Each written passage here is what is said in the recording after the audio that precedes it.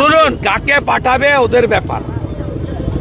যাকে high court supreme court থেকে বিদেশে যাওয়ার অনুমতি নিয়ে যেতে হয়, তিনি আর যাই হোক ভারতকে প্রতিনিধিত্ব করতে পারেন না।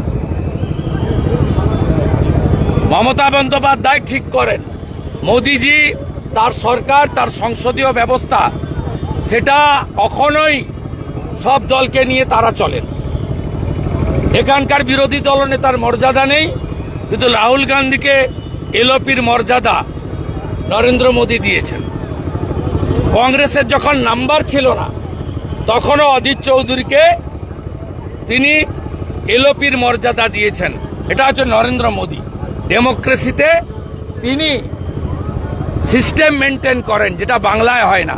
তো বাঙালি হিসেবে আমরা লজ্জিত, এমন একজন ভারতকে রিপ্রেজেন্ট করতে যাচ্ছে, যাকে পাসপোর্ট ইডির কাছে জমা রাখতে হয়, কোর্ট থেকে অনুমতি নিয়ে বাইরে যেতে হয়। এই রকম একটা টেন্টেড স্ট্যাম্প চোরকে, যার সম্পত্তি ইডি সিজ করে, অকশনে করে নিয়ে যায়, সেই রকম একটা লোক, তিনি যেভাবেই হোক পিসির আনুকূল্যে ভাইপো পরিবারবাদী কোম্পানি ঢুকে পড়ে।